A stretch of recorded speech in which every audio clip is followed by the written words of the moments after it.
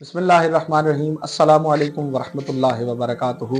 सामीन कराम, हाजरीन और नाजरीन, आप देख रहे हैं फ़िक्री ज़ाविये, हमारा यूट्यूब चैनल और फेसबुक। मैं हूँ शाहिद इकबाल यूसुफी।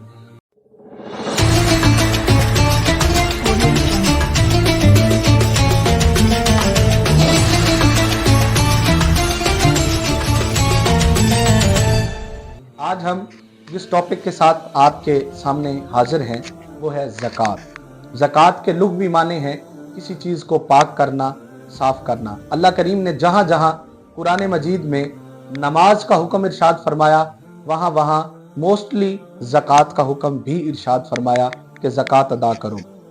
ज़कात अदा करने की सबसे पहली और ख़ूबसूरत हिकमत यह है कि जब बंदा अपने माल में से ज़कात अदा करता है तो अल्लाह करीम उस माल में बरकत पैदा फरमा देता है। वो जो है ना, पाक करना, साफ करना, कि अपने माल को मुसीबतों से और दीगर गैर अवामिल से जो शर का बायस बनते हैं उनसे पाक करने के लिए जब बंदा अपने माल से ज़कात निकालता है तो फिर बंदा समझ रहा होता है, लोग समझते हैं कि शायद मैंने ज़कात दी तो मेरा तो माल कम हो गया। बेसिकली तो अगर उसने अपने निसाब पर 2.5% जब ज़कात दी तो 2.5% अगर 100 में से आपने 2.5% निकाल लिया तो आपके पास तो पीछे जो है ना 97.5 बच गया, क्योंकि आपने ज़कात दे दी। लेकिन अगर आप इसका दूसरा तनाजुर देखें, अल्लाह करीम ने क्या इसका इंदिया और अजर क्या अता फरमाया। सैयद आलम सल्लल्लाहु अलैहि वसल्लम ने फरमाया, जो अल्लाह की राह में एक खर्च करता है अल्लाह उसे 10 दुनिया में देगा, 70 आखिरत में अता फरमाएगा। तो जब 10 दिए, उसने 2.5% दिया। जब 2.5% दिया तो इसका मतलब उसे 25% उसको मुनाफा मिला, जो अल्लाह की बारगाह से अजर मिला। अब वो जब अपना माल ज़कात देगा तो अल्लाह करीम के वादे के मुताबिक उसको उसके 25% दुनिया में लौटाएगा। तो जाहिरन देखने के लिए दुनियादारी में तो ये लगा कि 2.5% माल मैंने निकाल दिया तो मेरा माल कम हो गया, लेकिन ऐसा नहीं है। अल्लाह रब्बुल इज्जत ने उसमें बरकतें पैदा फरमा दी हैं। तो एक बात, दूसरी गुजारिश ये कि ज़कात हर साहिबे निसाब पर फर्ज है। और निसाब क्या है कि आपके पास 7 तोले सोना और 52 तोले चांदी हो, या इसके मुतरादिफ, इसके बराबर कोई चीज हो, कि इस सोना जितनी मिकदार सोने की है उसकी कीमत के मुताबिक आपके पास कोई नकदी हो, आपके पास कोई चीज पड़ी हो, किसी और शक्ल में हो, तो उस पर आपकी ज़कात वाजिब होगी। इसी तरह अगर आपके पास चांदी है जितनी मिकदार बताया गया, या उसके बराबर नकदी या कोई और चीज अगर उसके बराबर है, और दूसरी शर्त यह है कि उस पर साल गुजर गया हो। साल अगर गुजर गया और वो निसाब पूरा था, और फिर तीसरी शर्त यह है कि आप कर्जदार ना हो, आपने उसमें से किसी का कर्ज ना देना हो, और आपकी जरूरियात से इजाफी ये निसाब मौजूद हो, तो आप पर ज़कात फर्ज होगी। आपने हर सूरत ज़कात अदा करनी है।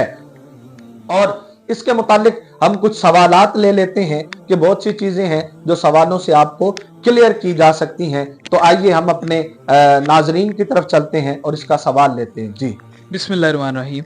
अच्छा सर, एक सवाल ये है कि किसी के पास एक गाड़ी है जो कि मालियत की है, वो तो सोने और चांदी के निसाब को पूरी उतरती है। हाँ जी, निसाब पे पूरी उतरती है, लेकिन वो बंदा उसको चला नहीं पा रहा, उसके घर में उसको चलाने के पैसे नहीं है, तो क्या उस पे ज़कात फ़र्ज़ है कि नहीं? जैसे मैंने अभी अर्ज किया, आपने अच्छा सवाल किया। तो बात यह है कि ज़कात उस चीज पर फर्ज है जो आपकी जरूरियात, आपकी हर किस्म के मामलात और कर्ज से हटकर एक्स्ट्रा चीज अवेलेबल हो, और उस पर निसाब पर पूरी उतरती हो, और उस पर साल गुजर जाए और आपकी जरूरियात से बाहर हो। अब जैसे आपने कहा एक बंदे के पास गाड़ी है, अब वो गाड़ी तो निसाब को पूरा उतरती है, लेकिन वो इतना मजबूर है कि वो उस गाड़ी को इस्तेमाल तक नहीं कर सकता, वो चला नहीं सकता। और फिर दूसरी ये भी बात है कि आपकी इस्तेमाल की चीजों पर ज़कात नहीं होती। अगर वो निसाब को उतरे और एक्स्ट्रा हो तो फिर जाकर आप ज़कात अदा करते।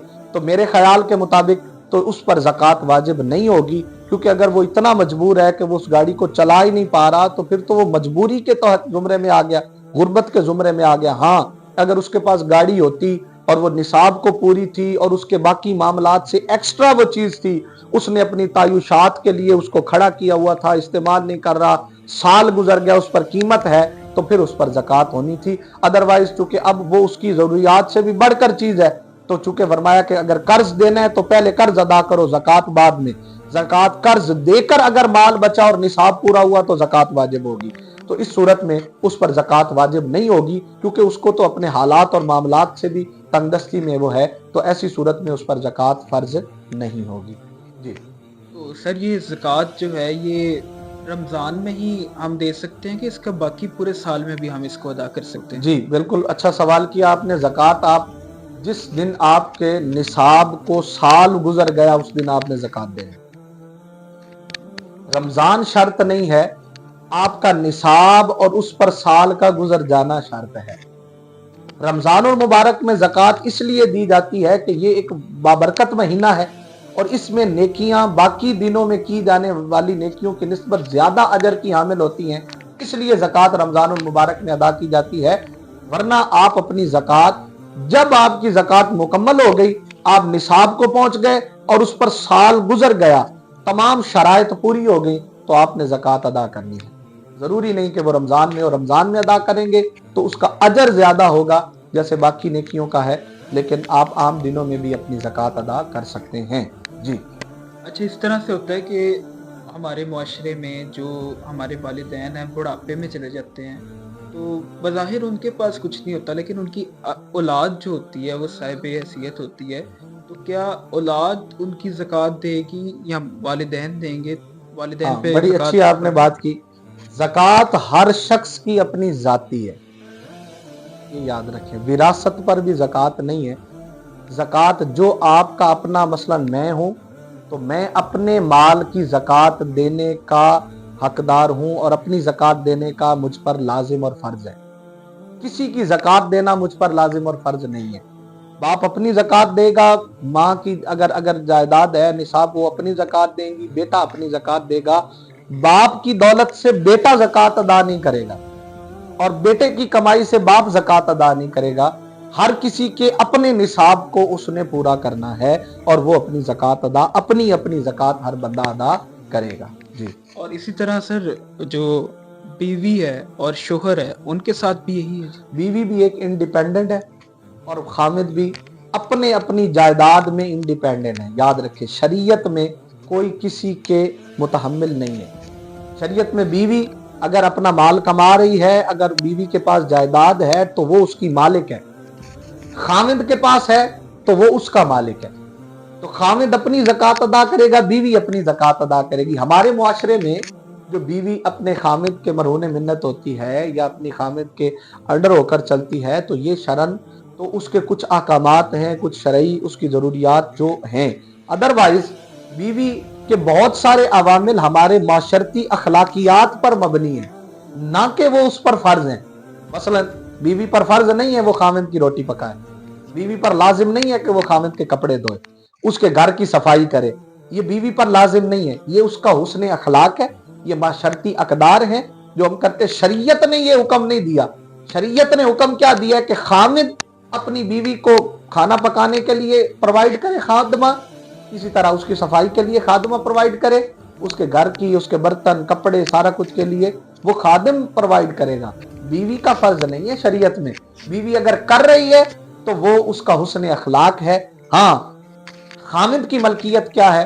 اس بیوی کی، وہ بیوی جو ہے وہ خامد کی ملکیت ہے، اس کی عصمت جو ہے وہ خامد کی عصمت ہے، اس کی جو ہے وہ اس نے اپنے خامد پر اس کا جسم حلال ہے، اس کی ذات اس پر حلال ہے اور وہ اس کی ملکیت ہے۔ ادروائز ہر بندہ اپنا انڈیپینڈنٹ ہے، اپنے مال کی زکوٰۃ وہ ادا خود کرے گی اور وہ اپنے زکوٰۃ خود ادا کرے گی۔ جی ابھی آج اسی کے ساتھ ہمارا آج کا ایپیسوڈ ختم ہوا، اور انشاءاللہ العزیز آپ ہمارے یوٹیوب چینل کو سبسکرائب کریں، فیس بک کو فالو کریں، لائک کریں، ٹک ٹاک پر ہم آپ کو انشاءاللہ روزمرہ کے مسائل کے مطابق آپ کے ساتھ گفتگو کرتے رہیں گے۔